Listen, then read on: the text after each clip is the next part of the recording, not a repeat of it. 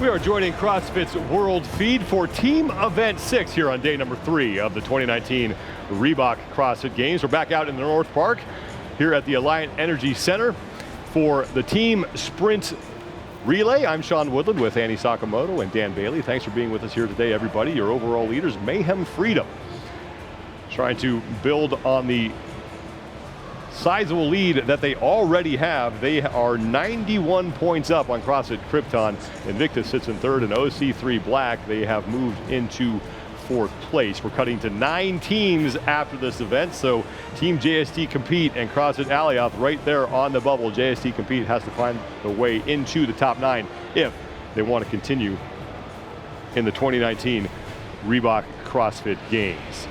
This event, down and back sprint relay. What are the keys here? Yeah, again, for each individual who's going to be sprinting at that start, who's ever starting it off, concentrate on the noise of the beat. Make sure you don't false start, right? But take off down the course. Don't round your corners. You want to plant, turn that head in the direction you need to run next, and take your next step in that direction. And again, the big thing here with the team aspect is going to be slapping hands. So don't leave before your athlete touches your hand. You're probably going to have to suffer some kind of penalty if you do that. Small penalty in an event like this is going to cost you big. Well, 4 teams in this first heat. And so that leads me to, you have to remember, you're not just racing the teams in your heat, you're racing against all of the teams, yes. Dre Strom is going to lead things off for Mayhem Freedom. Cody Mooney there for CrossFit Krypton. Eyes are going to be on him for this one. Football background. Yeah, you mentioned that in the pregame show. I mean, athleticism, I think, is really going to pay off in this event, correct? Right.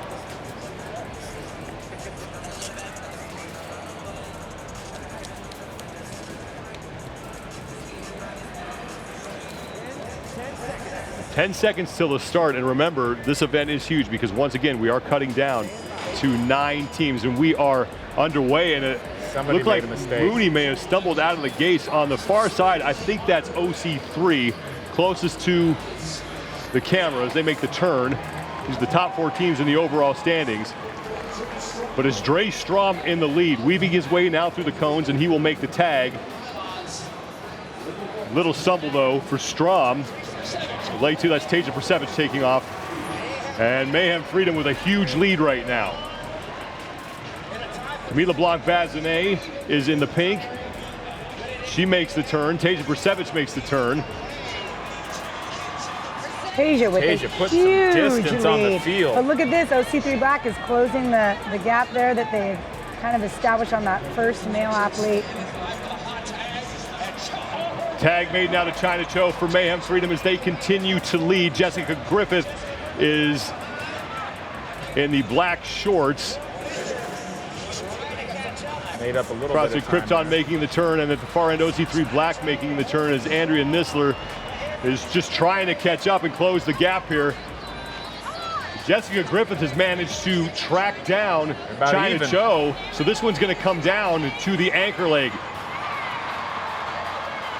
And look at that. Alex Smith, fired out of a cannon, making the turn. Alex Smith is now ahead of Rich Froning, and it's CrossFit Krypton with the lead. Mayhem in second. Alex Smith will get the heat win for CrossFit Krypton. It's going to be Mayhem Freedom in second, and it was close between Invictus and OC3. I'm gonna go ahead and give myself a pat on the back. You called it, Mr. Bailey. Not only Krypton, but the Smith family bringing athletes into this world.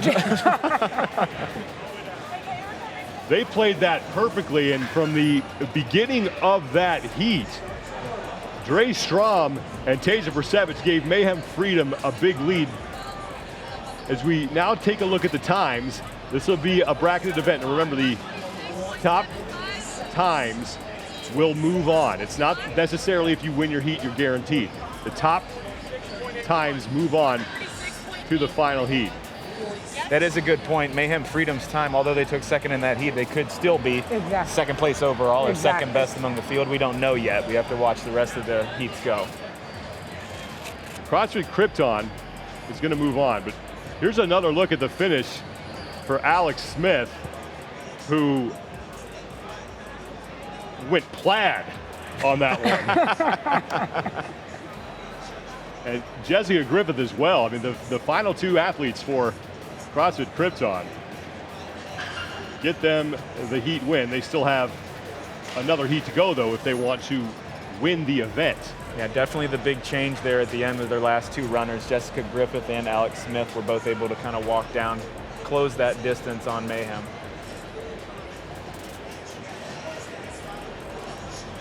We've seen bracketed events before here at the CrossFit Games, and you think back to the obstacle course just a couple years ago when we had that bracket style, and we've had speed clean ladders. And here's a look at the lane 2 assignments. You have Don't Stop, the Central Beast, and Invictus X and Pro 1 out on the field.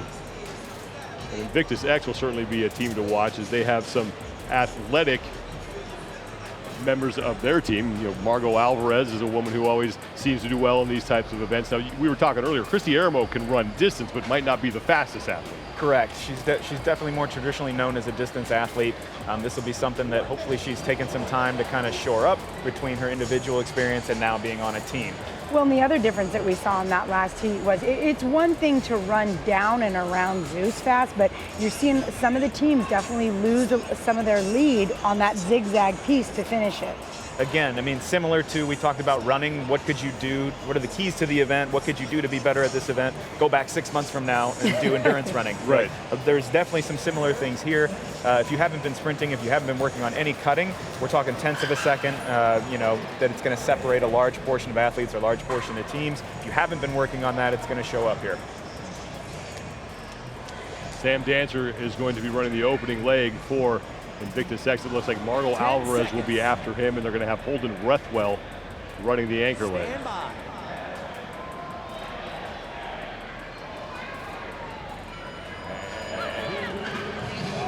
We are underway. It's Don't Stop far into the field. Next to them are the Central Beast. Then it's Invictus X. Sam Dancer running first, and then Pro 1 Montreal. Joe Scally running the opening leg for his team. And it's Scally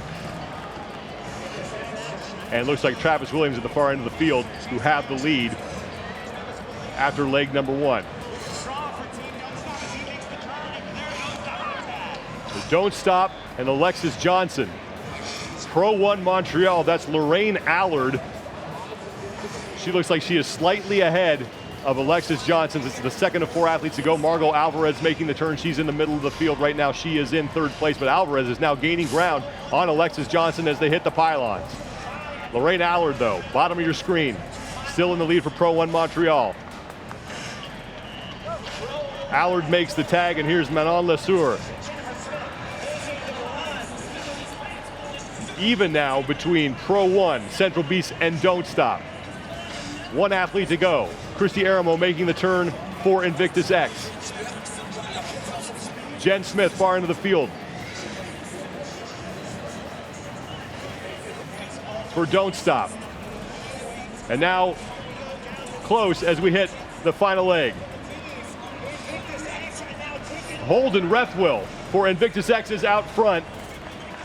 He is running the anchor leg for his team. He makes a turn first. David Fontaine, bottom of your screen, now on the right side of your screen for Pro 1 Montreal, has fallen back into 4th, but now he's trying to track down the athlete from the Central Beast. It's going to be close to the finish, and it looks like it will be Invictus X. Holden Rethwell across the finish line first, 144.91.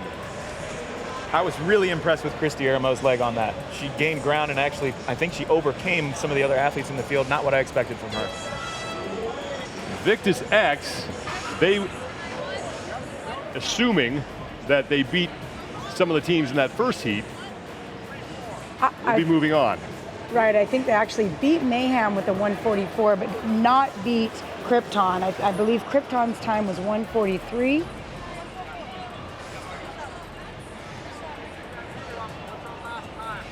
Invictus X 144.91, about 2 seconds ahead of Don't Stop in the Central Beast, and they're still waiting on the time for Pro 1. So Mayhem Freedom at 145, they were a second behind, less than a second behind Invictus X. So OC3 Black at 146.81. They have moved on. Now we're adjusting things. Again, it's your top 5 teams from the first round. So things have changed. These are your top 4 so far. Mayhem Freedom, CrossFit Krypton, Invictus X. This looks like a Price is Right game show. A lot of shuffling around. Yeah. Which price is I'm just going to wait until this other? thing settles before we start talking. So this is now what looks to be the top 5. Central Beast, Mayhem Freedom, CrossFit Krypton, Invictus X, and Don't Stop. Your top 5 teams. That's bad news for OC3 Black, as it looks like they will fail to gain ground in this event. But the good news is they're 4th overall, so not in extreme danger of getting cut right now. 3 teams left to go.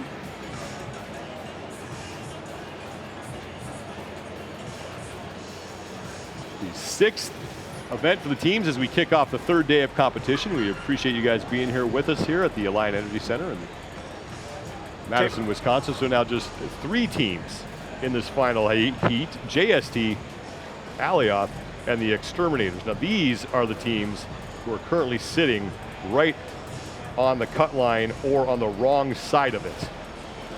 What I was going to say is actually looking at this event now that we've seen it play out in 2 heats, it definitely looks like straightaway speed is playing a much bigger factor than your ability to cut, make turns, that long distance in the start. If you can gain enough of a lead, get around your pylon, get back down. I don't see athletes making big mistakes on the pylon turns unless somebody were to slip, fall, anything like that. We haven't seen that yet. Definitely the straightaway speed is looking like it's playing a bigger role.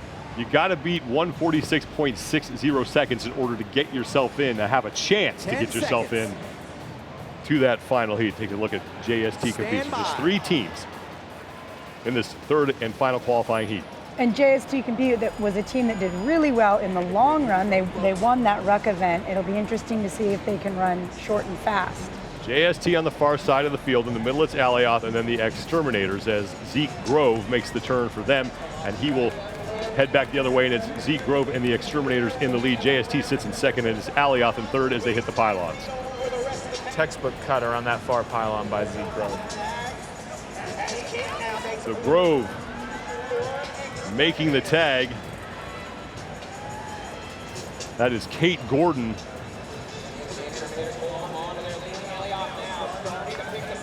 As now Eliot is opening up a lead.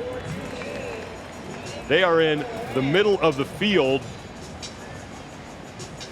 If I'm not mistaken, Eliot is the first team that sent both of their male athletes out first. And it's paying off because look at that lead. That is Sin Krogstad who is out there, and she has a gigantic cushion as she makes the turn back. Danny Horan from the Exterminators trying to make up a little ground, but like you said, Eliot has opened up a huge lead by sending out their 2 gentlemen first.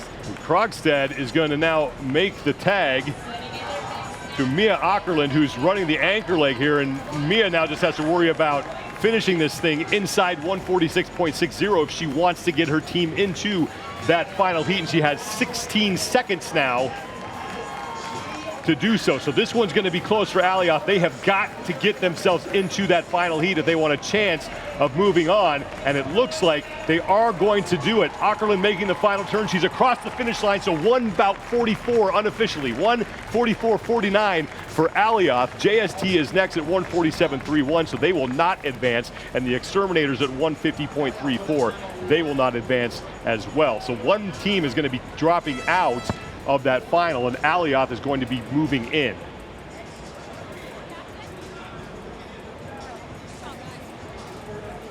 Interesting strategy from them, right? To put both men first, and now you wonder, other teams watching that, do they adjust as we look at Mia Ackerland coming in all by herself and has a couple seconds to spare as her team will be moving on to the final heat. No one even close to them in that heat. And now they will adjust things again. The top 5. But it's still CrossFit Krypton that holds the best time out of that first round. By a pretty large margin too. You're looking at it over a second, I believe. Yeah. Don't stop. Over a full A second. mile when you're talking about in sprinting. Eliot, Krypton, Invictus X, and Mayhem Freedom.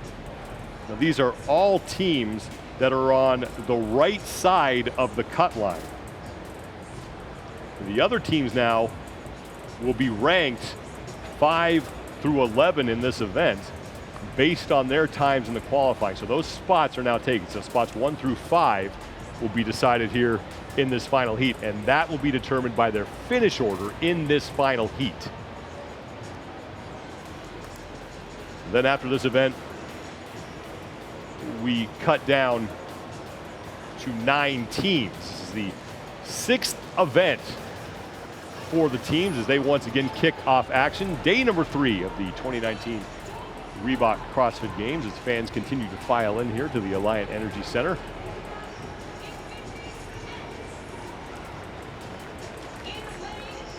And Dan, you mentioned it before, but it is that straightaway speed that is making a huge difference, and we saw that play out with CrossFit Eliot. Yeah, as soon as some of those teams take off, when you start seeing one team pull away from the other on the straightaway, the same thing happens on the way back. You have those short cuts at the finish that's not really enough time to make up the appropriate amount of ground if you've been put behind on those 2 straightaway sprints. Now, the way that the cuts do play in, or the cutting, excuse me, does play into the event is if you were to slip, fall, trip, and if you have teams that are matched on straightaway speed, then the cutting will come into a little more play. But if you can build yourself up a big enough gap, nobody's going to be able to come back and catch you. Yeah, we just saw the final 5 teams there. So we have Don't Stop, we have Invictus, Krypton, Eliot, and Mayhem Freedom. Krypton looks super impressive. They had the fastest time. What are the chances you think that they maybe adjust their strategy a little bit and try to match what Eliot did in order to improve on their qualifying time? I think that right now, looking at how far ahead you are, you're over a second ahead of all the other teams and how they ran. I don't think you change anything. Yeah. I don't think it's Right. necessary to change anything. You just prove that you're the fastest team out there with how you executed the event. Keep it the same, try to take home those 100 points. Right, I think for them, they just need to do exactly what they did last time, because like you were saying, they were, even with Eliot's strategy, Krypton was still a full second ahead of them, faster than them, so don't change a thing. Now the other thing that's going to change too, though, is all these teams are going to be really bunched up close together. Right. Eliot was all by themselves out there running Right. alone. You're not going to run your fastest when you have nothing in your peripheral vision to Right. kind of gauge yourself off of. So I think this is going to cause a really, really fun event to watch here. A lot of athletes competing against each other, very close space, should push harder to the finish line. Yeah. Take a look at the lineup as the final 5 teams are warming up. And CrossFit Eliot with an impressive performance there in that final heat to get them in. And man, they needed that because right now they are Yep. They are on the bubble right They now. are They're on the bubble. in ninth place. in 9th place overall. They only had a 7-point lead over Team JST Compete. So they are doing themselves a favor here as they are guaranteed a spot in the top 5. So here you go. It's Krypton. They will be on the far end of the field.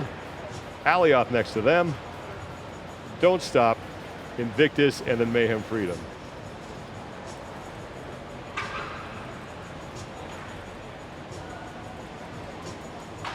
Cody Mooney and Camille Blanc-Bazinet, their team has the fastest time so far, a lot in part to one Mr. Alex Smith. Yeah.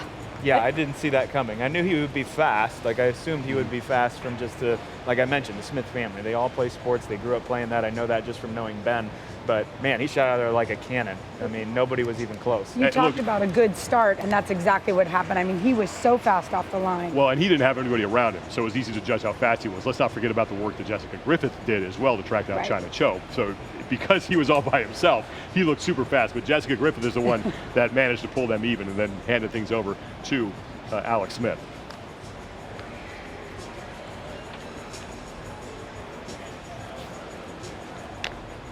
One great thing about the North Park here is that all the flags of the nations who were competing here at the CrossFit Games are represented as they adorn the railings here at the North Park. As we once again kick off competition outside. It's day 3 of the 2019 Reebok CrossFit Games. And I mean, in terms of who the pressure's on right now from what all the other teams have seen of each other, it really is on CrossFit Krypton. I mean, they know that they're in first place. They know that they have the fastest strategy. Everybody else is catching them. They have that little bit of target on their back. But again, I don't think it affects anything that they do. Other teams might be making adjustments to them, maybe changing their style or order to get themselves closer to that 143 time. And here's the good news now for Krypton. If they can win this event, they're going to get 100 points because we're down to 11 teams. If by chance Mayhem were to finish in 5th, Jessica Griffith, Camille Blanc-Bazinet, and her team, they're going to pick up 50 points on Mayhem Freedom. Wow. So now all of a sudden that deficit gets cut more than in half. So this is a big event for CrossFit Krypton. 30 seconds. They are hoping they can win, and then they're hoping that they can get some help here. But they are in position to pick up a lot of points here on Mayhem Freedom. So many changes to this season. And this is one of the things that makes every event that much more exciting. Yeah, we talked about it earlier. Mistakes are gigantic.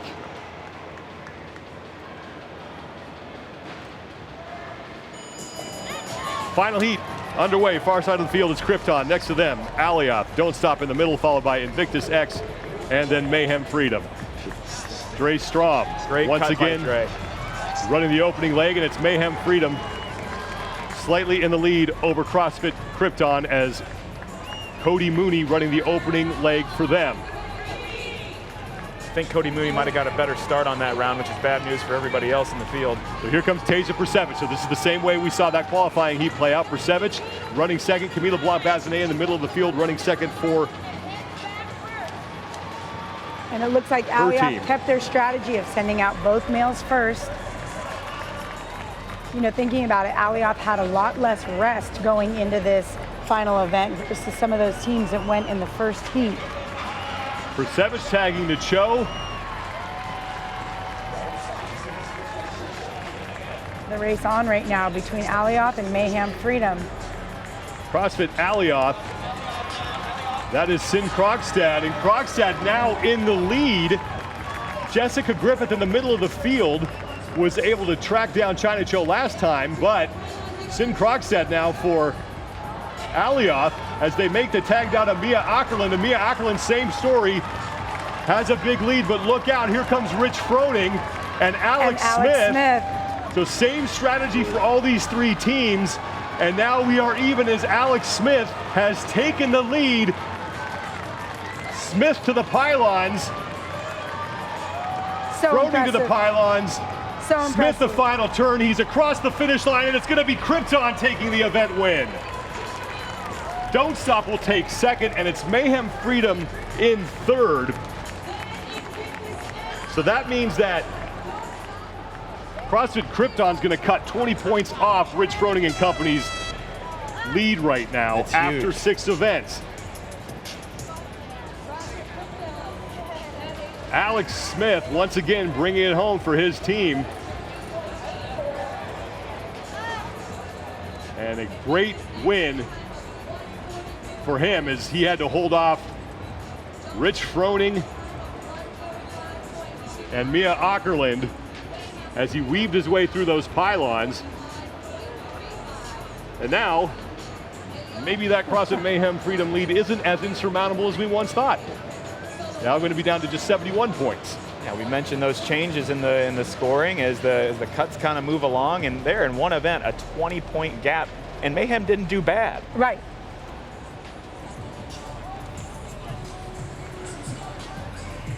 And a dead sprint, and you pulled ahead right in the end. I mean, what did you need to do to get that win? All of us together, we did exactly what we needed to the first time, which I executed again. 100% effort on that workout, so we all like that stuff, power output. Well, congratulations. Thank you so much. CrossFit Krypton with their first event win of the competition is they will stay solidly in second place, and they will creep closer to Mayhem Freedom in the overall standing. So, Dan Bailey, I'm going to give you a big pat on the back. You said keep an eye on this team, and they made you look really smart. Yeah, they absolutely crushed it. Big advantage for them, I feel like, in that last heat. With the order of their athletes, Alec was actually a little bit behind, right? So you have a rabbit to chase now, okay? Right. So some of the other athletes, they're running out in front. You don't know where Alec is behind you until it might have been too late. He caught up and was able to pass everybody right through the end there, make his way faster through the pylons and rack up 100 points. And it looked like Eliot's strategy may have paid off, but then because Mia Ackerland was racing against the likes of Alex Smith and Rich Froning, she just wasn't able to hang on to that lead. Right. Exactly, but I was actually really impressed with how much she held her own, considering the gentleman that she was on the field with. We're staying with the CrossFit World Feed because there is an impending flyover that we want to show you that has been planned. As the teams are now done and we're getting set to transition over to the individuals.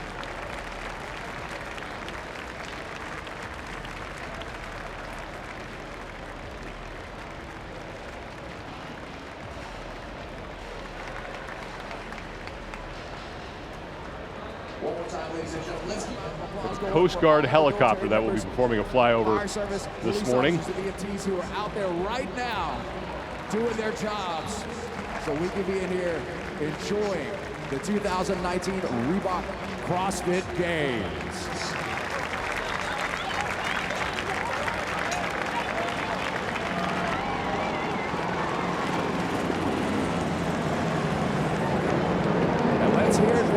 Conducted by a Coast Guard H-60 out of Traverse City, Michigan.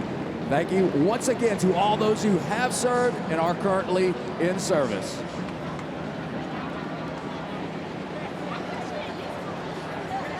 Impressive sight here. It's not. We've had quite a few flyovers that we've heard over our road tent here, but I know that one was planned and that was pretty cool to watch. It was the first one I didn't duck for. Yeah. This one was nicely timed. Yes, it's perfect for us. Final result. So it's CrossFit Krypton. They get 100 points. Invictus X will take second. Don't Stop takes third. Now Mayhem Freedom will take fourth. Now that means that gap has gotten even smaller. So now CrossFit Krypton has shaved 40 points. Oh, wow. Wow. Or make that 30. I'm sorry, it is 30 points. 30 points off of Mayhem Freedom's lead. So they got some help. And that lead is now down to 61. Right, in one event. That's crazy. We've never seen something like that be able to happen before. In one event, and like we were talking about earlier, we're gonna drop another couple of teams, which means things like that are gonna matter even more. Right, mistakes continually getting magnified as the weekend goes on. You've got to be on your game as these later events and later days show up. Now the women are taking the field now as they get set to run their qualifying heats, and this will work the same way as we saw with the teams. We will have heats, but it's not necessarily the winner who moves on. It's going to be the fastest time. So the 10 fastest times will move on to the 2 qualifying heats, and then we will have one final heat of 5, and that will be winner take all. Look at Amanda Barnhart as she is getting set.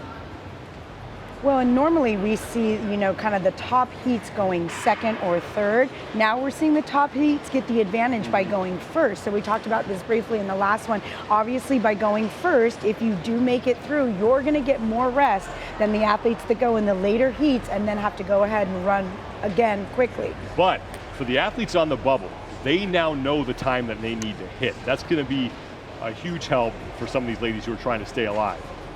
Jamie Green, 4th place overall. She has 391 points, and there's a look at Carrie Pierce, who at one point led this competition. She right now has 419 points. She's 12 points back of overall leader Tia Toomey. I know we talked about Thuri Helgadottir before, or I talked about her before. One of the other athletes I want to watch in this event for sure is going to be Amanda Barnhart. Yes. I think she definitely has that background as well, speed, power athlete. I'm excited to see what she can do in this event. Yeah, Barnhart right now 6th place overall. Had a up and down day yesterday, 15th on the ruck, and then she won the sprint couplet, and then 25th in Mary. Pretty simple. Score time, sprint through the same course we just saw the teams sprint through, and then we're going to cut down to 10 athletes for the rest of the competition. Tia Toomey, your overall leader. She surrendered the jersey to that woman temporarily, but then regained it on the opening event of day number 2. Got to remember, Carrie was talking about her quads cramping up in Mary last night a little bit. She was kind of punching them as she was going along in the event. I got to wonder if that's going to play any effect today, if she was able to kind of take care of that last night, and if there's any residual of that, you know, coming into this sprint event this morning where the stakes are high. Any little mistake, any little tweak is going to be magnified out on the field. Well, and it's one thing to run long and slow with things like that have just happened, but sprinting is a whole nother beast. Absolutely. Saw the 5 athletes who will be in this opening heat, and they are the top 5 athletes in the overall standings. Jamie Green, Carrie Pierce, Anna Franco, Tia-Clair Toomey. And that woman, Kristin Holte. Have to mention her multiple times to make up for all the times that we overlooked her. Here she is again in the top 5. Printing her name on the shirts. She's earned it. Carrie Pierce, she's had a solid competition so far. Only one finish outside the top 10. That was a 19th in the sprint couplet, but everything after that, since that, has been inside at least the top 7. I want to thank our broadcast partners, CrossFit, for providing this world feed that we are bringing to you here on day number 3 of the 2019 Reebok CrossFit Games opening heat of event 6 for the women, the sprint. Look who's first to the first turn. We are underway. Tia-Clair Toomey, the overall leader, in the middle of the field. Kristin Holte is next to her in the black shorts. Holte making the turn there in lane 7, and she is even with Tia-Clair Toomey. Holte may have just a step on Toomey. Kristin Holte, as they hit the pylons, in the lead. It's Toomey and Jamie Green tied for second. Holte around the second pylon. Now the sprint for home for Kristin Holte. This one's going to be close. Wow. Holte looks like she may have edged out Tia-Clair Toomey for the heat win. Depends on which leg that chip timer was on, potentially. Kristin Holte, 27.53, followed by Toomey, Green, Franco, and then Carrie Pierce at 29.65 seconds. Now remember, it's the top 10 times that move on to the second round. This next heat will feature some women who are trying to avoid dropping outside of the top 10. Kristin Holte with a time of 27 seconds, .53. Kristin Holte with the top time of 27.53. You beat that, your chances are very good of getting into the second round. Carrie Pierce, a time of 29.65. 29.65 for Pierce. With a time of 29.11. Then Anna Franco's time is being written up 29.11. So you have to beat 29.65 if you want to be in one of the fastest 5 times right now. But there are 4 heats in this opening round, so we have 3 to go. And I'm imagining that actually some of the best times in Tia-Clair Toomey, Jamie Green, and Kristin Holte are going to come out of that first heat. 1 minute. And again, knowing those times for athletes in the next heat, you might think that gives them a little bit of an advantage, but because this is a totally different course than we've ever done, it doesn't really. The only thing that it's going to help them with is knowing when their time is announced, did I make it or not? I know what time I need to beat. Now I know if I'm in or not. Spots 6 through 10 will be in this next heat. And in spot number 10 is Annie Thorisdottir. She is right now the woman wearing the gigantic target on her back, because if the cuts were made right at this minute, Annie Thorisdottir would be moving on. So she needs to avoid falling outside the top 10. This is now heat number 2 of the 6th event here, the 2019 Reebok CrossFit Games. You see the names of the women who will be on the field. Brooke Wells is one of them. Amanda Barnhart is next to her. Bethany Shadburn, Haley Adams, and Annie Thorisdottir. Keep your eye on Annie Thorisdottir. She's at the bottom of your screen. And Annie Thorisdottir, I have to say, is not somebody that comes to mind as a sprinter. We're looking in this heat, definitely going to be Brooke Wells is another one to watch. She's actually recruited to run track and field at university level. Bethany Shadburn makes the turn just ahead of Annie Thorisdottir, and Bethany Shadburn looks like she might have a slight lead over Brooke Wells. We get to the pylons. Annie Thorisdottir looks like she is lagging behind, and Thorisdottir looks like she's going to finish fourth. Haley Adams at 28.05, edging out Bethany Shadburn. Brooke Wells, the 10th of a second behind her. Thorisdottir, 29.32, and Barnhart at 29.6. Looked like something might have happened there. Brooke Wells was talking to her judge at the finish. Amanda Barnhart definitely did not do as well as I thought she was going to do. That surprised me for sure. Yeah. Barnhart is in 6th place coming into this event. She has 346 points. She's only 22 points up on Katrin Davidsdottir, who is in 11th. So Barnhart now needs to get a little help. 3-2, and Amanda Barnhart. Your 90-second run through starts now. Haley Adams at 28.05, top time in that heat. Kristin Holte still has the best time at 27.53. We have 2 heats to go here in this qualifying round before we get into the semifinals. And again, there's 3 ladies from that top heat that actually have better times than Haley Adams from that second heat. But still really impressive from Haley Adams.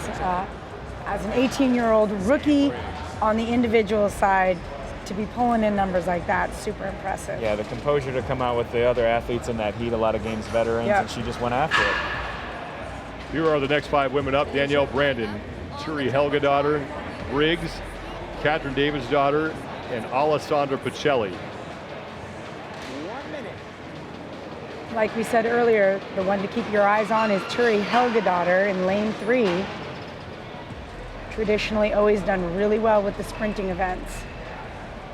There is Danielle Brandon, who has an event win under her belt.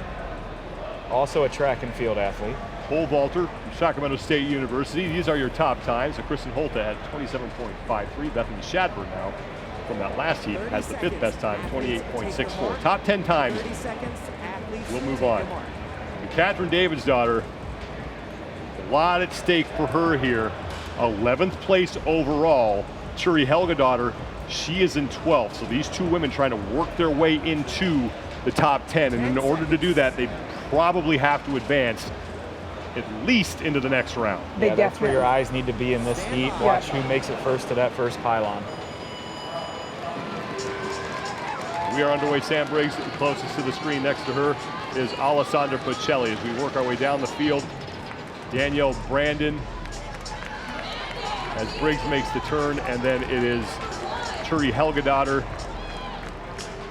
who is to the pylons first, far into the field. She's in the dark shorts, knocks over 1 pylon almost, makes a nice cut around the second one, and it looks like it's going to be Turi Helgadottir across the line first, and it is 27.50. That is your new fastest time. She edges out Kristin Holte by 3/100ths of a second. Danielle Brandon is second.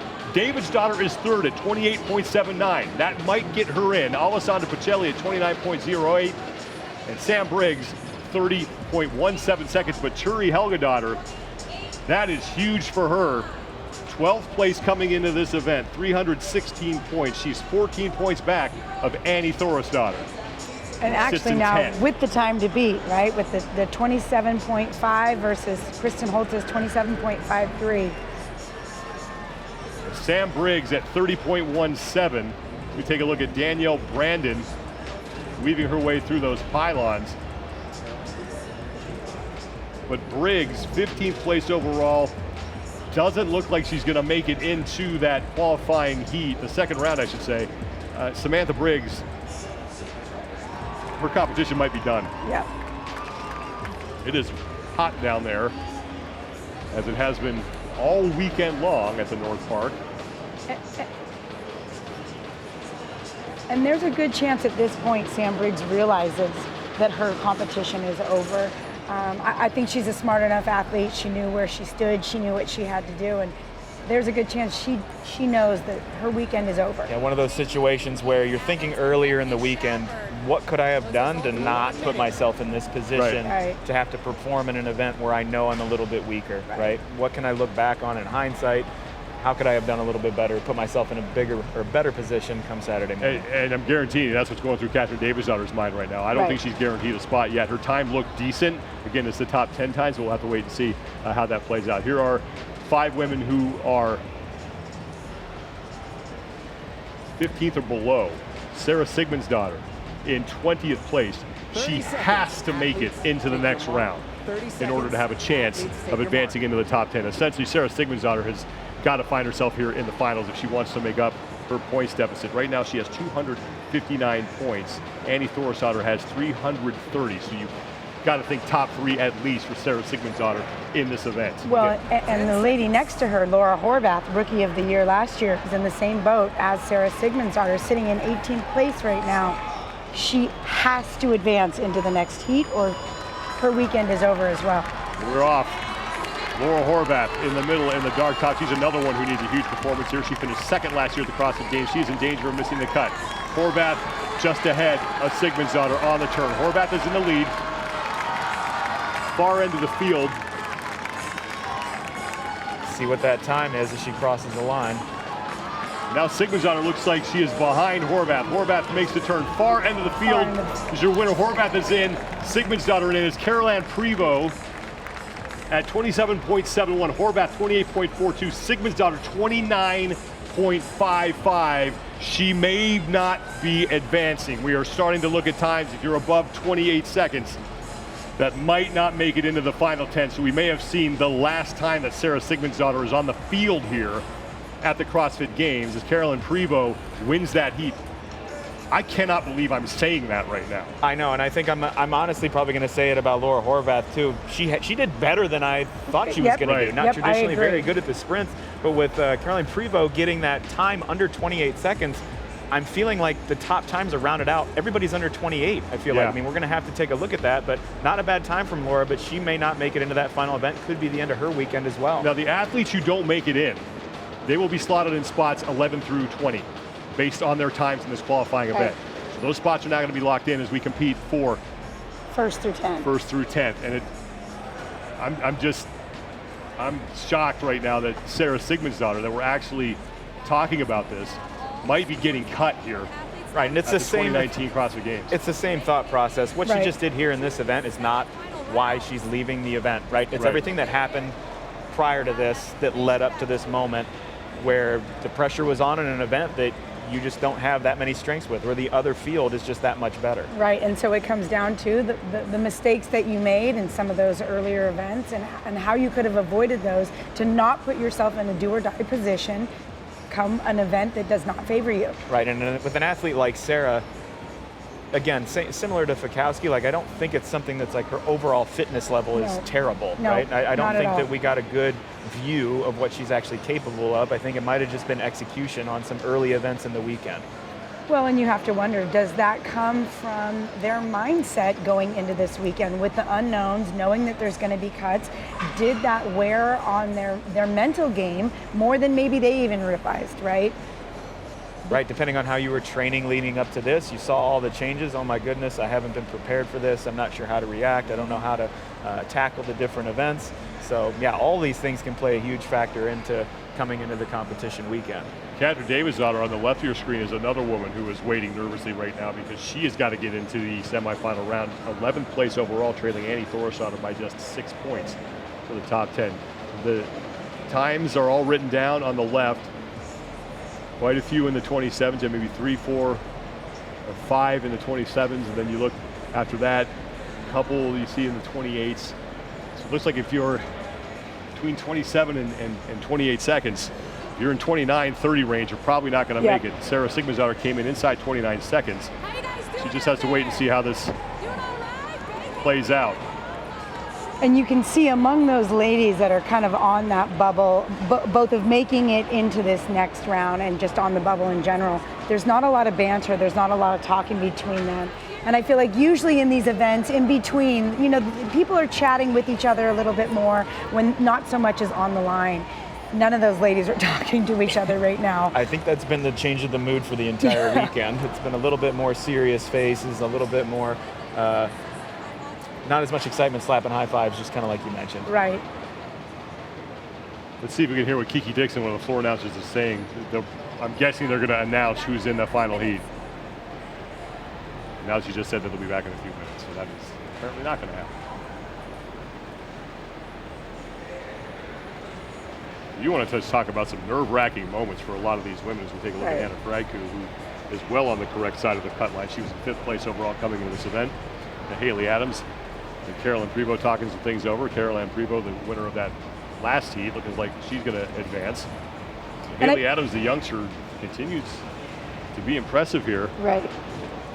In 9th place overall, on the cut line, but certainly helping herself with that performance. And Anna Franco is another name that we have barely spoke of at all this weekend, sitting there in 5th place.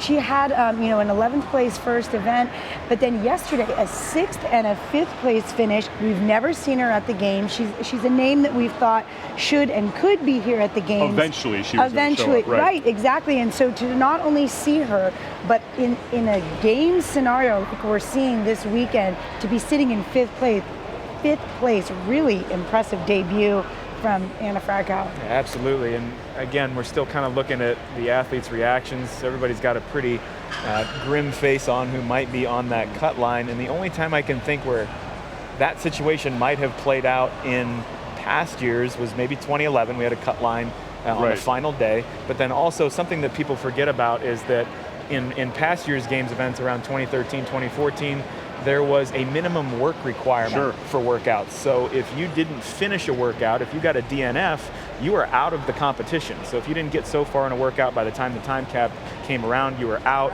I can remember also in 2011, if you touched a paddleboard, if you came out on a swim or anything, that would also eliminate you.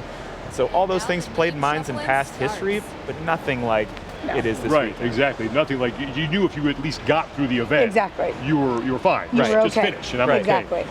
Yeah. Now, I might be finished. Exactly. They're starting to slot some people in here. That's Dave Eubanks, who's in charge of scoring here. So Helgadottir and Holte are in. So those are our first two. Brooke Wells waiting to find out, and it's they're just trying to cool down and find some shade out there. And Brooke Wells is something doesn't look right there. Does not look happy. No. I know she was talking with her judge right after the event, but I don't know. We're not sure yet what kind of transpired there during her heat. Now Wells is in 7th place coming into this event. She has 346 points, but only 16 points up on Annie Thorstadter, who is in 10th. Annie Thorstadter is the key because she'd be the last woman. Right. Caroline Prevost and Kristin Holte, and now Danielle Brandon made it in at 27.63. So we have now 4 athletes. Now 5 as Tia-Clair Toomey is being slotted into the semifinals. For heat number 1, taking the top spot for that heat, we're going to have Turi Helgadottir with a time of 27.50. She will be in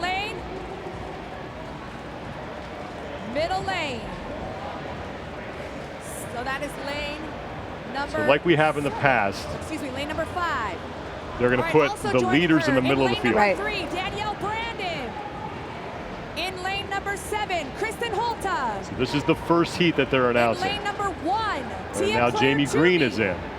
And in lane number 9, it looks like Catherine Davidsdottir of the semifinal, Caroline Prevost might be coming through. They have her nameplate in her hand. Imagine the agony. I just with your name over on the white. I don't know. We're gonna go back put and it back. forth. Holy smokes! So Haley Adams Danielle Brandon is in. 5, So Davidsdottir's name is lane back. 7, Kristin Holte. Lane 9, Caroline Prevost. Laura Horvath. That is huge for Laura Horvath because Laura Horvath is in 18th place coming into this event. So she really needs this. I'm guessing that we cut away from the world feed because we want to keep a little suspense here. Oh, okay. So but we did see some of the people. Now we're back. So Bethany Shadburn is in, with 27.5. and there's 1 spot left. Huge for Laura Horvath. And it's Catherine Davidsdottir. Wow. So that Stepping means up now to the plate and knocking it out of the park. that Sarah Sigmundsdottir will not be moving on. Annie Thorstadter may not be moving on, but it depends what happens here. Right. But these are your top times. Helgadottir was fastest at 27.50, just ahead of Kristin Holte. Catherine Davidsdottir at 28.79 seconds. If I remember correctly, it was only a couple tenths of a second that may have separated her from Sarah Sigmundsdottir. I think Sarah Sigmundsdottir came in at 28.88, so it was less than a tenth of a second that separated her from Sarah Sigmundsdottir. That's unofficial. That's what makes something like this event so That's special. Insane. Right. Yeah. So we are now in the semifinal heat. top 5 times from these 2 heats are moving on. And Catherine Davidsdottir just squeaking in. That's Danielle Brandon, who will be in this first heat, and Turi Helgadottir, who had the fastest time in the qualifying heats, hoping to continue that success here in the semifinal round. Man, I'm sweating from that right now. Right, and can you imagine how much Annie Thorisdottir is sweating right now? So she didn't make it in. She's sitting on the bubble. She's got a lot of ladies around her. Well, what Annie Thorisdottir needs to hope for is that all the women who are on the right side of the cut line run away with this thing. Right. She doesn't need women like Catherine Davidsdottir doing well in this event. Right, and that's not where you want to be, sitting on the sidelines watching while somebody else is controlling your destiny. And let's keep in mind now that names like Amanda Barnhart, who sits there in 6th, she's not in either. Right. So that could help Annie Thorisdottir. So there's a lot of things here that need to be decided. Kristin Holte, who had the 2nd fastest time by just 3/100ths of a second behind Turi Helgadottir, getting set for her 2nd run here through the obstacle course.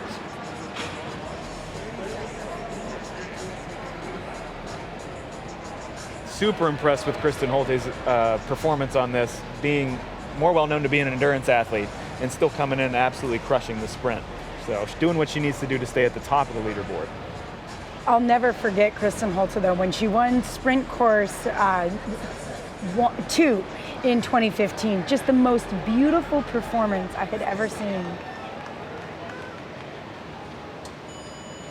First semifinal heat is underway, and it's Caroline Prevost at the bottom of your screen, who's trying to keep up with Kristin Holte and Turi Helgadottir. They're in the middle. Helgadottir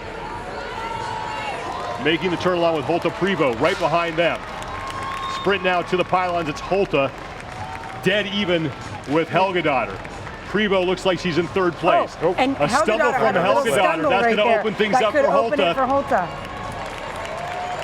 And it looks like Kristin Holte by a 1/10 of a second over Helgadottir. Toomey's 3rd, Caroline Prevost 27.87, and Danielle Brandon at 28.23. The top 5 times will move on, but Holte and Helgadottir looks like they might be set for another showdown in the finals.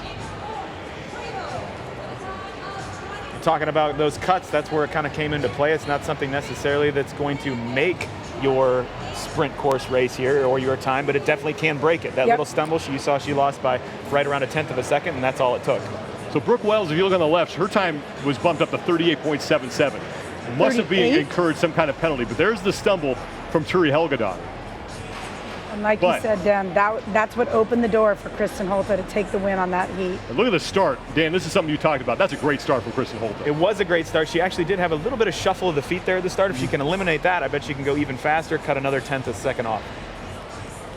But running all the way through there, yeah, just absolutely impressive. And again, coming down through the 2nd set of pylons, Turi takes a little stumble, and Kristin Holte is able to capitalize. I want to get back to Brooke Wells for a second. Since she's not in this semifinal heat, that could also be good for Annie Thorisdottir, and the fact that Thorisdottir's time was faster than Wells is going to help Annie Thorisdottir. Wow. She's going to gain ground on Brooke Wells. So Annie Thorisdottir, who sat in 10th place coming into this event, is hoping that she is going to survive the cut. And here, look at your results. Kristin Holte by a 1/10 of a second over Turi Helgadottir. Tia Toomey then sits in 3rd as 4 of the 5 women go sub 28. Danielle Brandon at 28.23 seconds finishes 5th.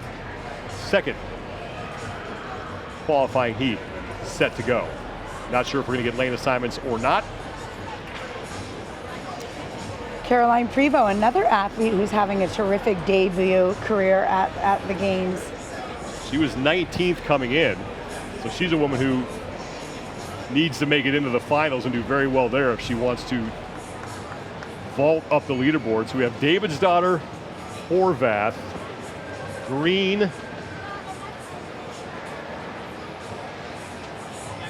Haley Adams,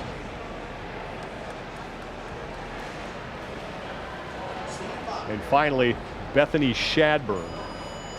We're underway.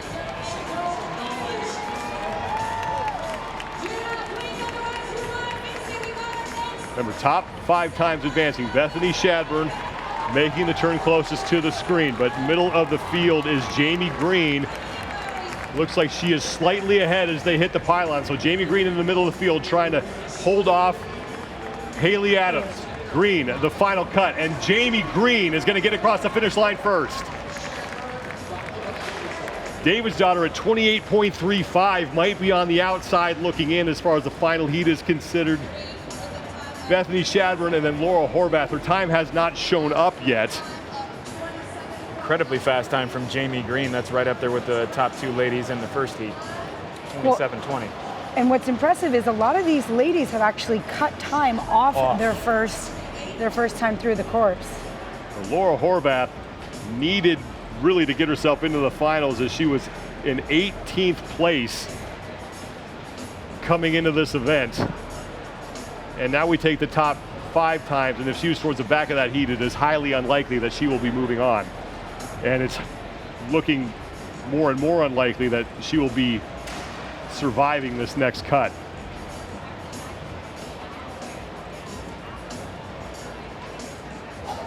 We don't have an official time for her yet.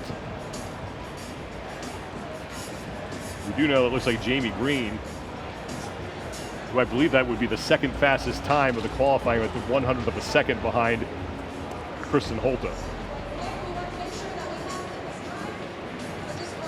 One more look at Jamie Green on the return trip.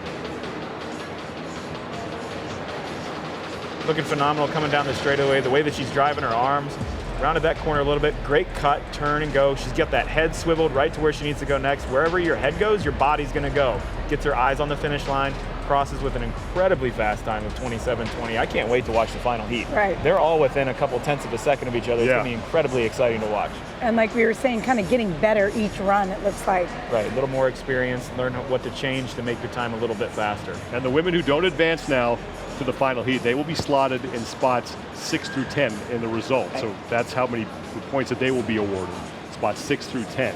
We keep talking about Annie Thorstad, who sat in 10th place. She needs to hope that David's daughter didn't make it, that the reason Tebow didn't make it, although he thinks she did. It doesn't look like Laura Horvath's going to get in. There's a timing problem with Laura Horvath because of her chip, so that is what's holding us up here. They're trying to figure out what her time was.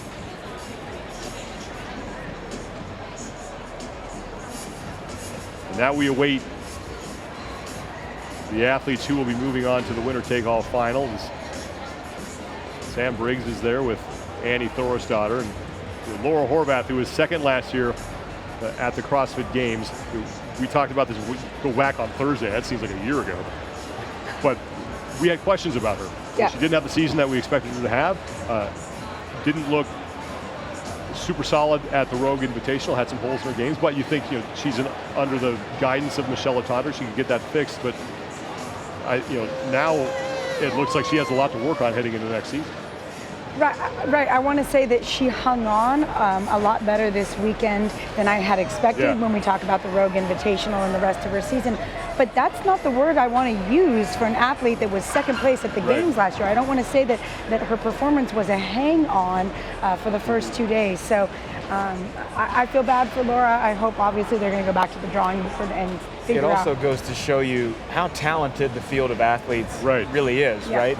Even though she was second at the Games last year, there's no room for error anymore. When you start factoring in all these different changes and the talent of the field, if you crack the door open just a little bit, anybody can kind of come in there and take your spot. Yeah, and you mentioned this when we were talking about Tia Toomey and winning championships. It's the same thing as getting on the podium. It's just because you got there one year doesn't mean you're a shoo-in the next year. Absolutely not. And that's just, to your point, the depth of this field combined with the magnification of mistakes that are made have made this a super exciting competition, but there's just no room for error.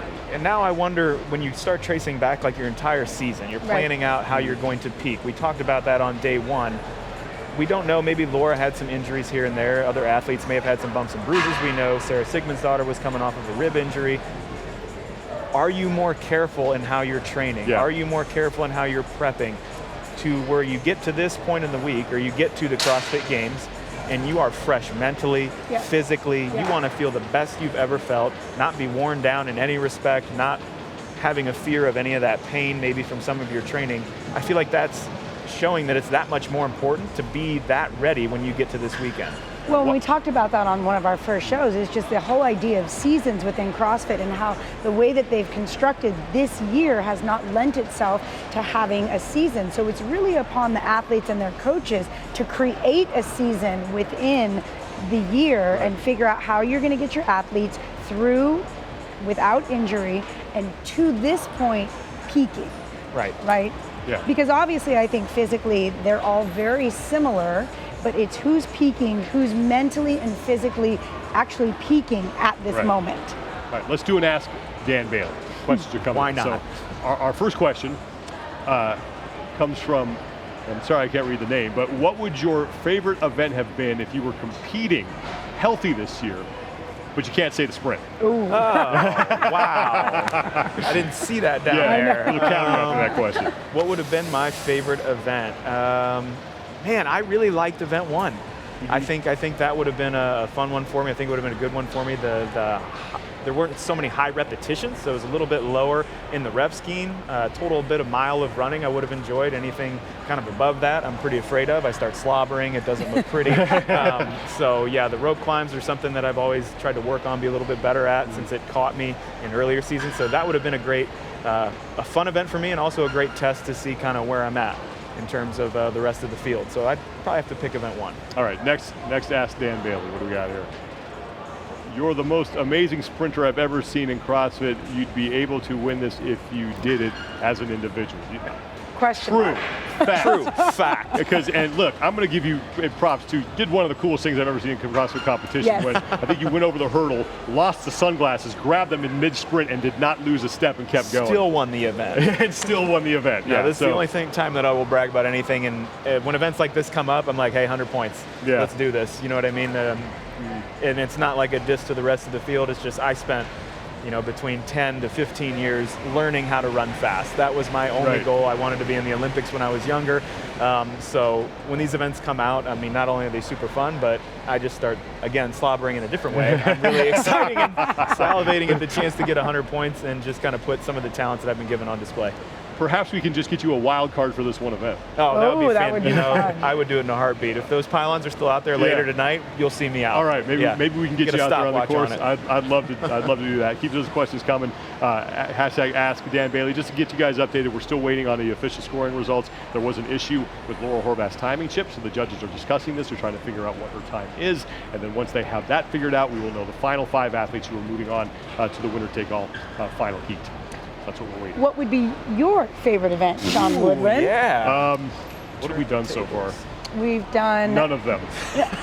You have to pick one. There's nothing here that I would have done. No choice. You have to pick one. So the second event was the row push press handstand walk. Can't do any of that. Okay. Well, I can't handstand walk, so no. Okay, third was the ruck run. I mean, I guess by default, that's the only one I don't think I'd have to. No. I do that many pistols, I'm going to come down with a case of knee surgery. So we're not going to do it. I'd have to say the ruck run. I just have to say that. I just feel like I can. You could do it. Just move heavy stuff for a long distance, I guess. Yeah. I don't know. That'd be the only one that I could do as prescribed. And for yourself. Mary. Of course. Smaller athlete, lighter athlete, yes, of course. But if there was an event that I could be good at, it would be the sprinting event. I love watching yourself, Kristin Holte, people that are really good sprinters, runners, that are agile like that. As much as I love watching CrossFit, I love watching that. Yeah, super All right, excited. it looks like we figured out our scoring issue here. So Turi Helgadottir, Kristin Holte, Jamie Green, Carolyn Prevost. Now Toomey slots in there. Brandon comes out. That's big because Danielle Brandon was in 14th place overall. So there are your final 5. Everybody in the 27s. Next to her, it is going to be Huge for Carolyn Prevost because Helgadottir. right now Prevost 19th place Fastest overall. time so far, She's guaranteed Kristin to Holte. finish inside the top 5. In lane With number 7, 20 Jamie athletes. Green. A 5th place finish And would mean rounding out our 80 heat in lane points. number 9, And that's what Annie Tia-Clair Thorsdottir Toomey. does not want to see right now. But keep in mind too that neither Final heat, athletes who have 90 seconds to run the course. Brooke Wells Final heat, athletes who have or 90 Amanda seconds to run the Barnhart, course. who were in the top 10, made it past the first round. Correct. So that could help Annie a little bit. They were only sitting about 16 points above Annie, and barely more than that, right around 20 above that cut line.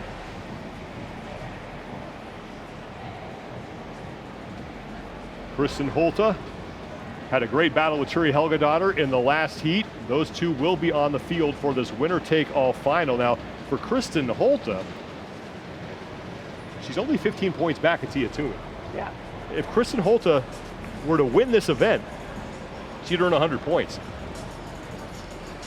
All she needs to happen is for Tia Toomey to finish 4th, and Kristin Holte is your new overall leader. They would be tied in points unofficially, but that's what happens.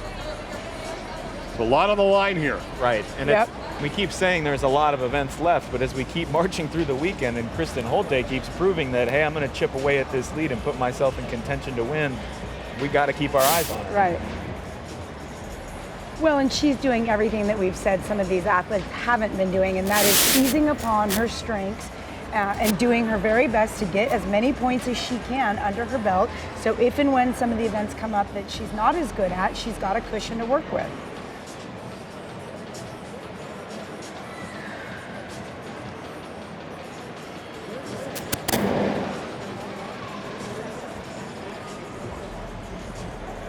All right, this should be an exciting race considering all these ladies were within the 27-second mark on that last heat.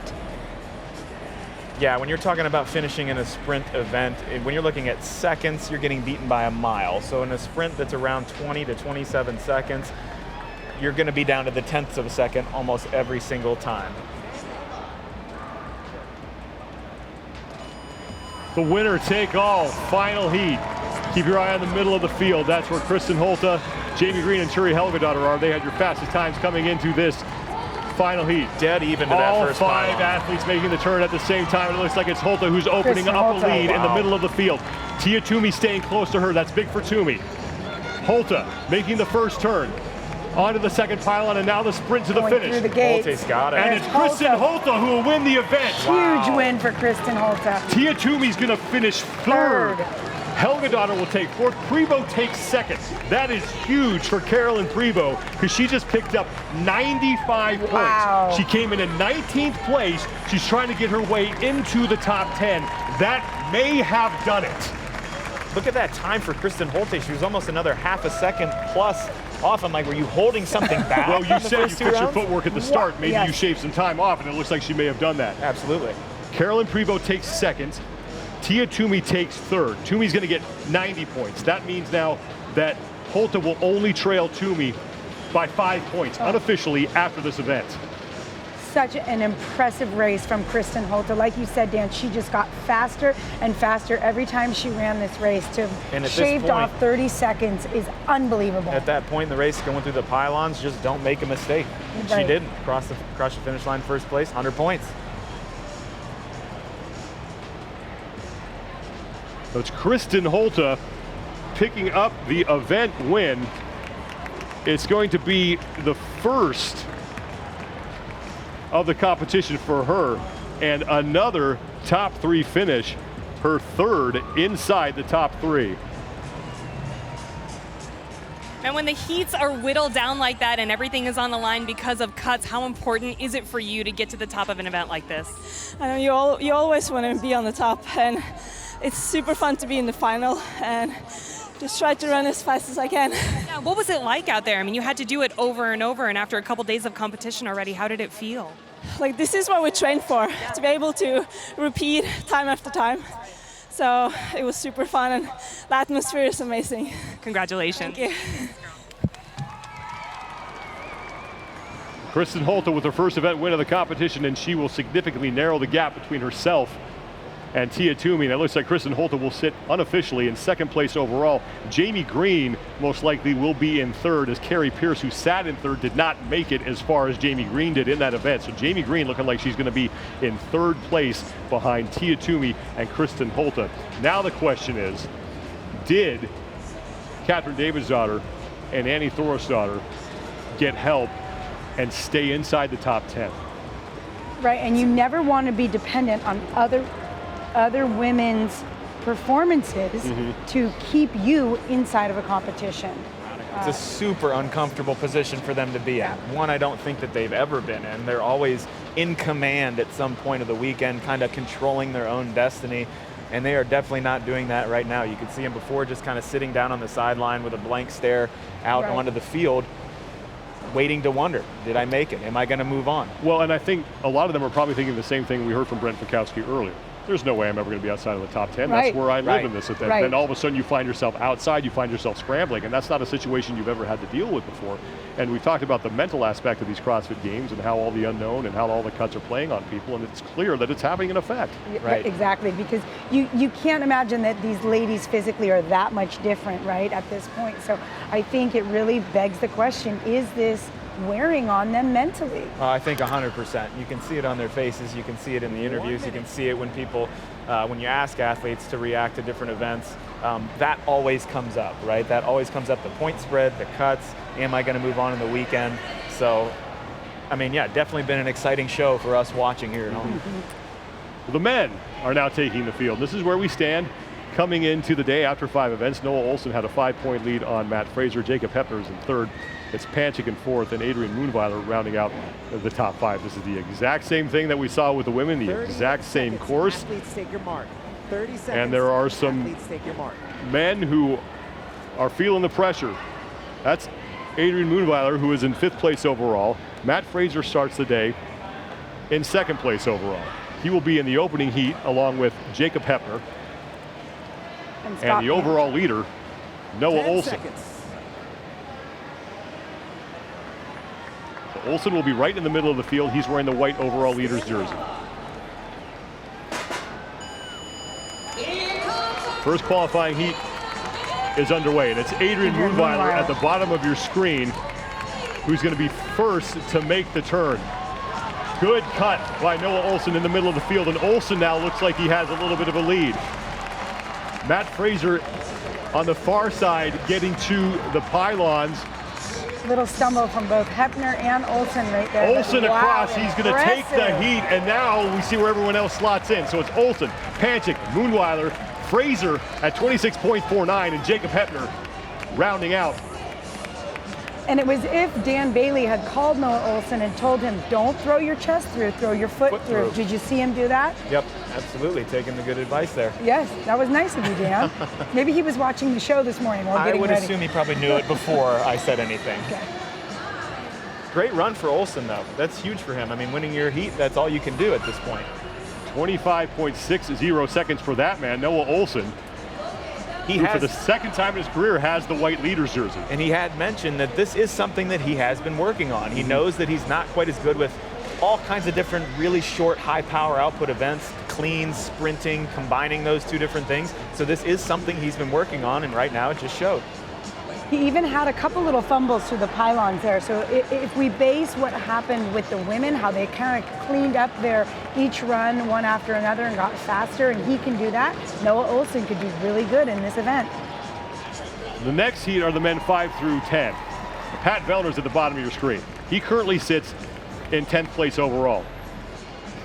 He is the Annie Thorisdottir of this event. He is the guy who has the target on his back. Everyone needs to beat him in order to get into the top 10, who's on the outside looking in. This is the 6th event for the men. The 2nd qualifying heat. We'll have 2 semifinal heats after this, and then a winner-take-all final heat.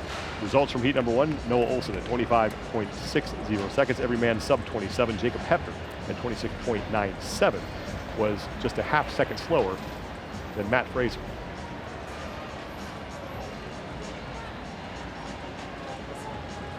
And Noah Ohlsen now, in 2 straight races, has beaten Matt Fraser.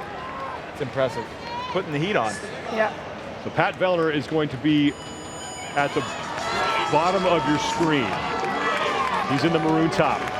Vellner has got to get himself into at least the semifinal heat. Vellner making the turn. It's like Jorgen Carl Gudmundsson next to him. Gudmundsson first, knocks over the pylon. James Newberry's in the middle of the field. Vellner making the turn to home. Gudmundsson looks like he's going to get there first. Gudmundsson across the finish line. Vellner, I think, may have taken 4th. Vellner's going to get 5th. Oh boy. 26.11, but That is faster than some of the times that we saw in the last heat, so he could be okay. But it's Bjorgvin Carl Gudmundsson, 25.36 seconds, edging out Will Morad, the former soccer player. Matt McLeod is in there. James Newberry. James Newberry was a little bit far behind on that one. There are the official times of McLeod at 25.95, Morad 25.77, Newberry 26.06. Gudmundsson, though, the fastest time, and Vellner at 26.11. So Vellner was faster than 3 of the 5 times in the first heat. But Bjorgvin Carl Gudmundsson, straightaway speed again, Dan, paying off. Yeah, he definitely got to the first pylon first, and then on the way back, he was able to enter into where you have to make all those cuts first, didn't make a mistake on any of the cuts, and came away with the heat victory and a great time. Third of 4 qualifying heats coming up, and now we get to the men who are on the outside looking in. Remember, we have 20 athletes in the field right now. We're cutting half of them after this event, so the top 10 move on, and then it's that way for the rest of the weekend. One of the ones to watch here, Sean, will be Cole Sager. We talked about earlier on the show. He needs to beat Pat Vellner in this event to get himself into that top 10 position. So Lucas Hogberg is a guy that we also talked about. He currently sits in 14th place overall. He'll be at the top of your screen when we get started. Samuel Plant is in the pink next to him. Logan Collins and Cole Sager, along with Travis Mayer, the other men in this heat. Travis Mayer is at the bottom of your screen.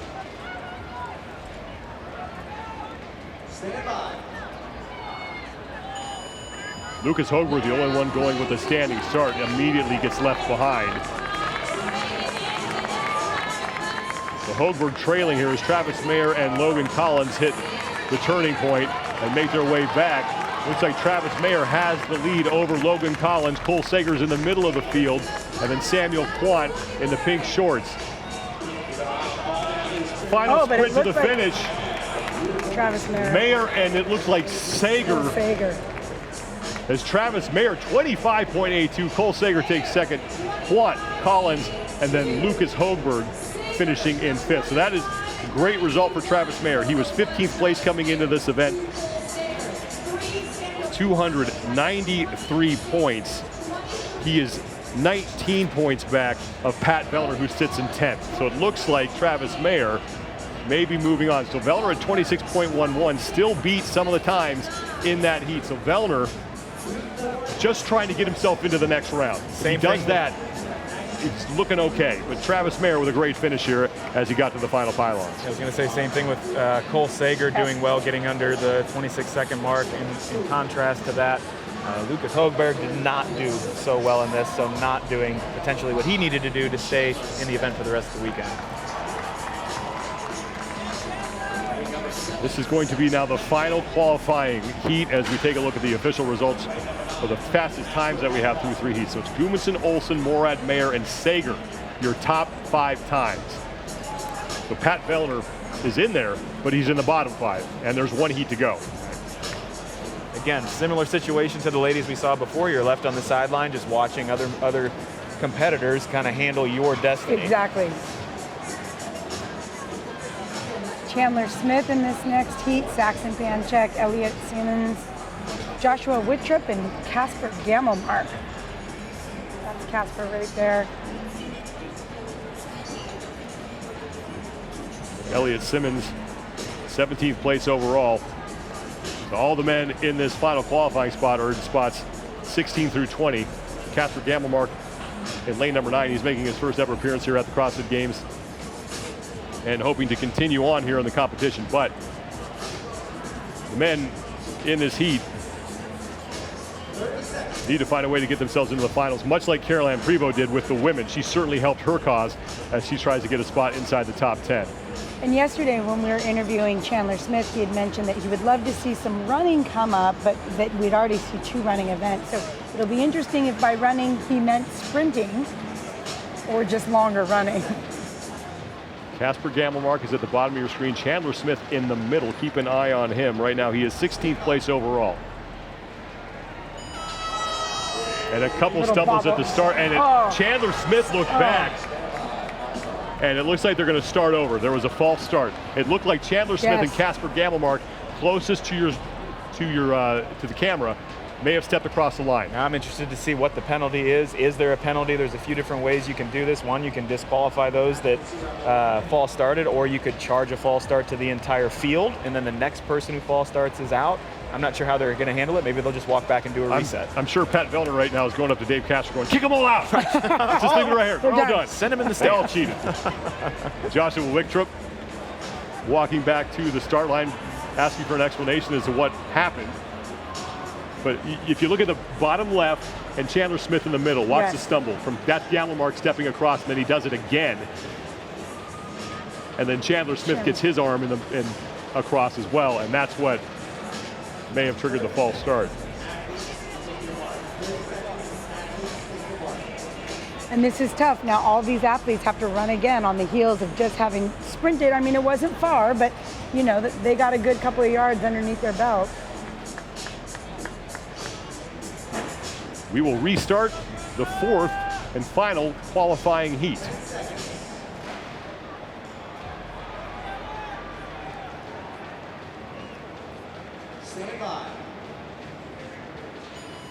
Clean start.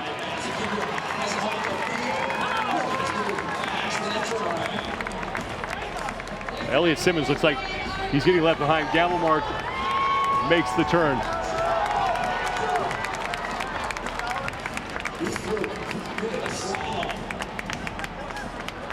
Making it now to the pylons. Chandler Smith in the middle of the field, looking like he's going to take third as we have a stumble from Gamelmark, who dives across the finish line. So it's Joshua Wichtrup, Saxon Panchik, Chandler Smith, Gamelmark, and Simmons.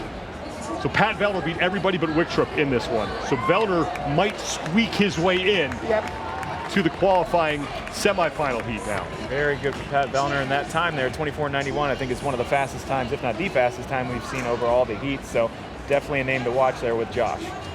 And Joshua Wichtrup, remember, he took second place behind Lucas Hogberg in the ruck event. I was going to say it was impressive because I knew he could run long and slow, and obviously that didn't translate for Lucas Hogberg, but it did for Joshua Wichtrup.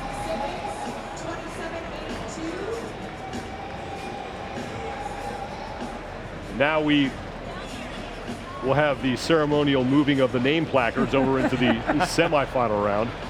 Everyone on the sideline is holding their breath. But here's Gamelmark stumbling and then just barreling over the finish line. And with all of that, he still has the fastest time coming out of the first round. And here's how Wichtrup navigated his way around the pylons. Yeah, making those clean cuts. He was the first to him. Obviously, he's got the straightaway speed as long as the endurance, as well as the endurance speed we saw from that ruck event. And that's something that you want to see from an athlete at the CrossFit Games. Somebody who's incredibly well-rounded, who can do both. They can go incredibly long as well as incredibly short when it comes to sprinting, weightlifting, gymnastics, any kind of modality or time domain. Again, we want to thank our media partners, CrossFit, for providing this world feed for us to bring to you here on the Rogue Iron Game. On day 3 of the 2019 Reebok CrossFit Games. Now Dave Eubanks, who's talking into his microphone. Casper's name down there was Bosman. Casper's name down there was written in red, or not his name, but his time rather, and I think that's because when he fell, he bobbled outside of his lane, is what it looked like. He went outside of that yellow end lane marker, and I think if you probably trace into anybody else's lane anytime during the event, they're going to hit you with a little bit of a penalty. Which could also explain what happened with Brooke Wells. Correct. Yeah. Well, it looked like Pat Vellner's time was also written in red on that board. Was it? Yes. Okay, well, some unknowns there that we got to get a little more information on.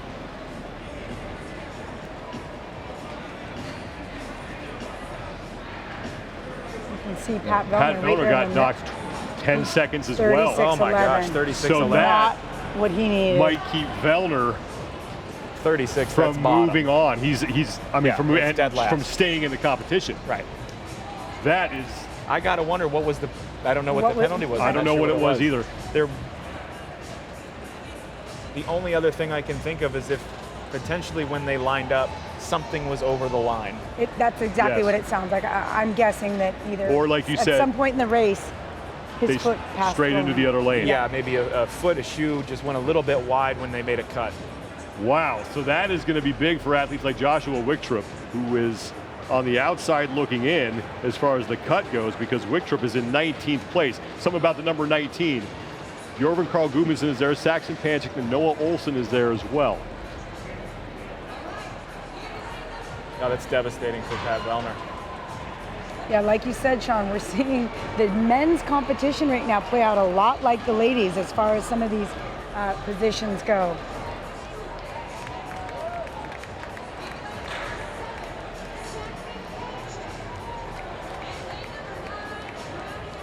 You had some of those guys you mentioned, like Eliot Simmons, Scott Panchik down there in that 17th, 18th place. Feels like it's far away from that cut line, but now you've got Vellner making a big drop down, and then honestly only about 20 points separating them from the cut line. And in these events with the cuts, the changing in the scoring system, definitely anything can happen right now, especially since we're running an event where tenths of a second mean the difference between you moving on to ladder events on Saturday as well as into Sunday. So it's Morad, Gudmundsson, Wichtrup, who had one of the faster qualifying times that we've seen. And again, 19th place overall coming into this event. So Saxon Panchik will be out there as well in this first semifinal heat. And then Noah Ohlsen, the overall leader, will be in lane number 9. So these are your times, your top 10. So it's Wichtrup at 24.91. Newberry 26.06. Now a name I did not see in there, Matt Fraser. Good sleuthing, you're right. Matt Fraser is not in there. Noah Ohlsen has a huge opportunity here. Yep. To start to put some distance between himself and Matt Fraser. We don't know where Fraser's going to finish. He'll get, the best he can do is 11th. If he finishes 11th, he would earn 50 points.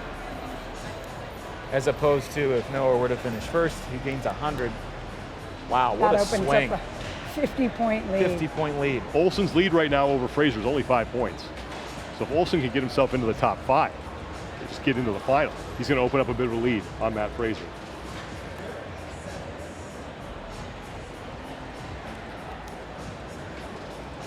So look at Will Morad, who is in this first of 2 semifinal heats. He's next to Bjorn Carl Gudmundsson. And now Noah Ohlsen, a huge opportunity for him.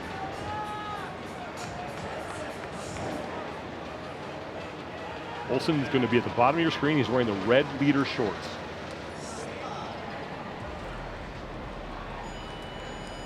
First semifinal heat is underway. Keep an eye in the middle of the field. The man with the ponytail, blonde hair, that's Joshua Wichtrup. He tore through the first qualifying round. Ohlsen makes the turn. Ohlsen looks like he's about dead even with Wichtrup. Noah Ohlsen, as all 5 athletes hit the pylons at the same time, it's going to come down to this final weave. It looks like a synchro event right now. Sprint to the finish, not sure who got it. Good luck guessing. Will Morad. Will Morad, 25.28. Gudmundsson next to him. Panchik is 3rd, Wichtrup is 4th, and Ohlsen is 5th. Less than 0.4 seconds, fewer than 0.4 seconds separating 1st from 5th. And that's typical for how these events go. Wow. So Will Morad, who is in 7th place overall coming into this event, looks like he's going to stay inside the top 10 and move on. And that is a great story for Will Morad. Will Morad's been down for the past couple seasons. A handful of injuries have kind of taken him out. He's had to take time to recover, rebuild. When he first came on the scene, everybody knew he could lift a lot. He had really great conditioning. It was like, wow, this kid's going to go somewhere. It's great to see him back on the field at the 2019 Reebok CrossFit Games. Will Morad is going to move on, you would assume, unless everybody in the next heat beats his time. Dan Bailey here is the guy who I want to see out on that course. Believe me, I want to be out on that course really bad. Let's send him down there, Sean. No warm-up needed. 6th event for the individuals as we kick off competition here on day number 3 of the 2019 Reebok CrossFit Games outside the jam-packed North Park of the Eliot Energy Center. We really appreciate you being with us here today, everybody. Hope you're enjoying our coverage as CrossFit brings you the world feed that we are putting on our Rogue Iron Games. So here a look at the athletes who are in the second qualifying heat. You got James Newbury right next to another Australian, Matt McLeod, Travis Mayer, Cole Sager, and Scott Panchik.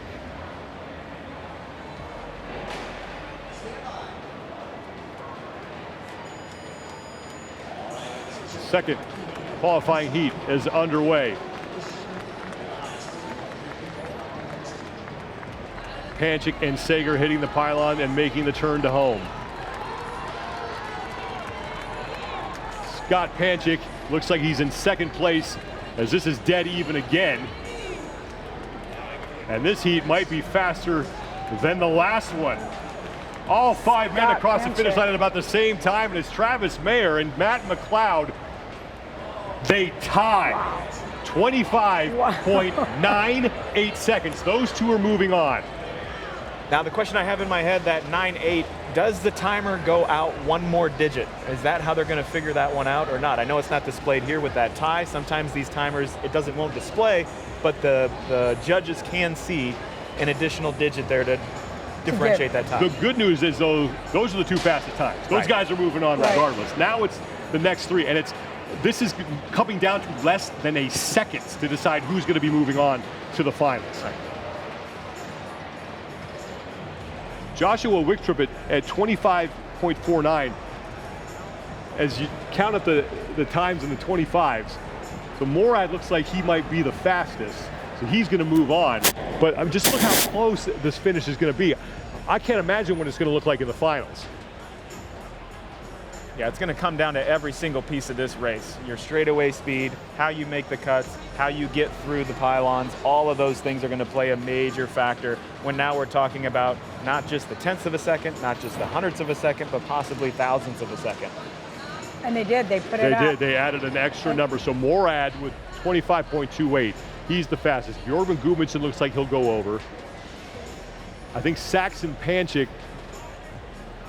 is in there as well. Wicktrup's going to go.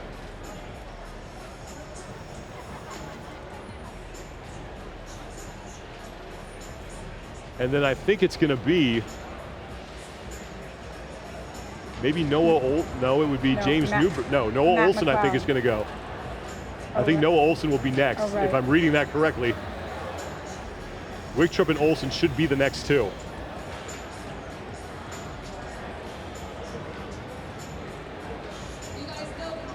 Which would be the entire first heat of that semifinal round. If it's Wicktrip and Nilsson. That would be something. Man. Matt McLeod, 9th place overall coming into this event. We saw a little taste of his ability, I believe, in the sprint sled workout, Matt McLeod. He did incredibly well there. Pushed that sled up and down the field. Turns out, take the weight off, boy can still run. And Matt Fraser is going to have his work cut out for him now as his gap between himself and Noah Ohlsen on top of the overall leaderboard is going to get even bigger. He had just a 5-point deficit to make up to start the day, but that's going to grow here as Noah Ohlsen is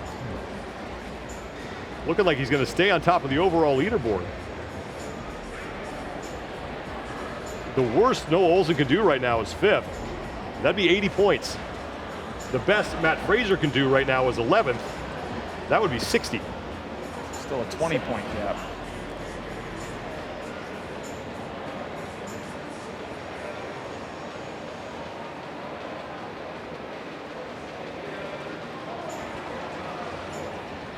The fans, just like we are, waiting to hear the announcement of the final 5 athletes. Scott Panchik, he came in 4th place overall, 355 points. He's looking to gain ground on Jacob Hepner, who's just 9 points up on him for 3rd place. Bjorgvin Carl Gudmundsson in 8th place, looking for some insurance as he looks to stay in the top 10.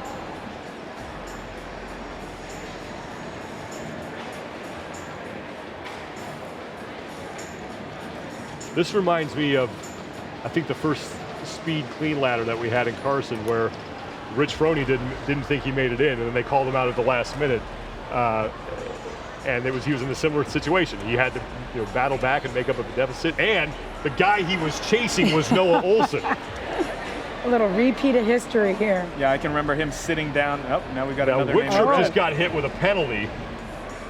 We're going to have to find out why that was. Maybe he strayed outside his lane.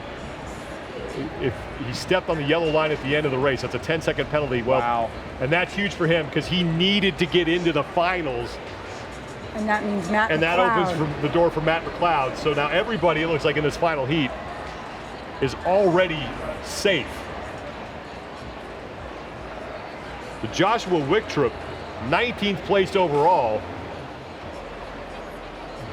It doesn't look like he's going to do enough to possibly jump into the top 10, but he did get into the semifinals and had one of the faster times. That's got to sting, though, because he had probably, I think, the fastest overall time of the day. Right. He was handily beating most of the men, probably thinking, okay, I can get 100 points in this event, jump above the cut line, and continue my competition. But that time is not going to drop him to the very bottom. That'll drop him to 10th, because he did move into the semifinals. Right. But that's gigantic between for 10th Saxon and first. Panchik, because Saxon Panchik was 18th. 287 points. 10th place Pat Vellner had 312.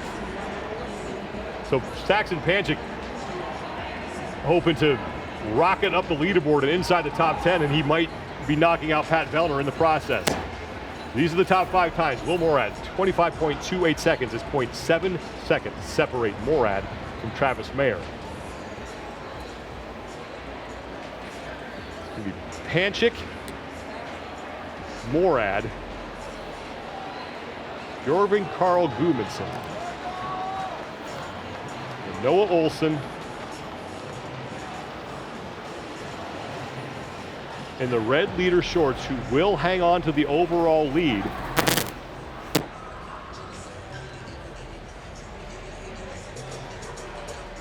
Heading into the next event. And Matt McLeod is out there as well.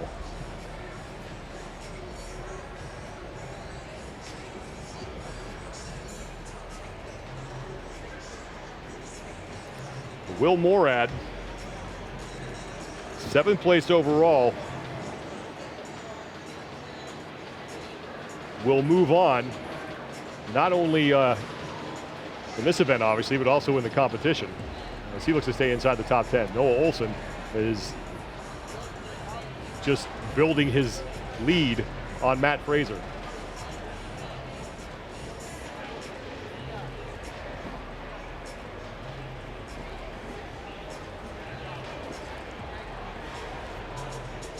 Matt McLeod, one of those guys who came in, we didn't know a whole lot about him, and Matt McLeod looks like he's going to be in the final heat of 10 for the rest of the weekend, and then that weight of getting cut is now lifted off your shoulders here for the rest of the competition.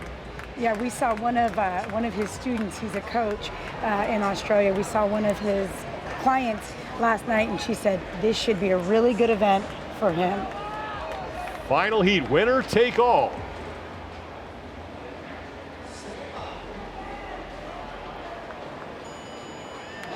We are underway. Noah Ohlsen, your overall leader, bottom of your screen. Next to him, Jorgen Karl Gudmundsson. Will Morad is in the middle. Saxon Panchik, and then Matt McLeod. All the athletes hitting the turn at the same time. And we are dead even. Jorgen Karl Gudmundsson, though, looks like he's opening up a slight lead over Noah Ohlsen. Gudmundsson weaving his way through. Jorgen Karl Gudmundsson to the finish line. It's going to be Gudmundsson. I think Panchik is second, and Ohlsen will be third. But it's Saxon Panchik by 3/100ths of a second, getting the event win. That is gigantic for Saxon Panchik. 18th place overall coming into the event. He's going to lock up 100 points. Jorgen Gudmundsson will finish second. Ohlsen is third. So Noah Ohlsen will pick up 90 points. Will Morad is going to keep himself in the top 10, as is Matt McLeod. But Saxon Panchik, huge move from him, is hoping he did just what Carolyn Prevost may have done, outside looking in the final heat, and earning a ton of points in the process, being congratulated by Noah Ohlsen. And Saxon Panchik knows he needed that I mean, to go along with Haley Adams, Saxon Panchik, another very young athlete, somebody who doesn't have nearly as much experience as the rest of the field, definitely stepping it up here, taking some of that athletic background that all the Panchik kids appear to have, racking up 100 points in this event. And it was that last lunge over the finish line. You saw him stick out that leg, and that's experience coming into play. If you've never dealt with that timing chip before, you run on instinct. These guys know now that they stick that leg out across the finish line, and that's what's going to trip the timing chip. And Saxon Panchik, rightfully so, is pumped up because he may have just done what he needed to do to join his older brother Scott in the top 10 for the rest of the weekend.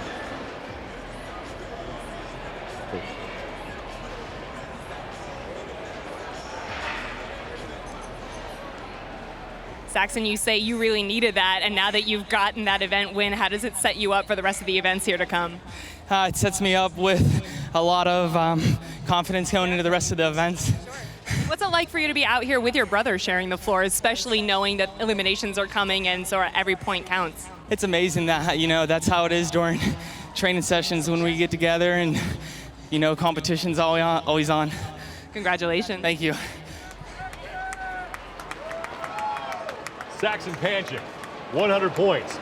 Now the question is, did he do enough to get himself up into the top 10? He came in with 287 points. He only trailed Pat Vellner by, I think, 35. So there's a good chance that Saxon Panchik moves into the top 10. Will Pat Vellner stay there? That's another big question. Right. He got hit with a penalty because it looks like he strayed out of his lane. And that penalty, again, like we talked about, Brent Fikowski missing that handstand walk. These are mistakes that you just cannot make at this point in the game because it's going to cost you your weekend. We're going to take a quick break, get ourselves collected after that excitement, and we'll be right back to recap everything that's gone down so far here on the Rogue Iron Game from the 2019 Reebok CrossFit Games.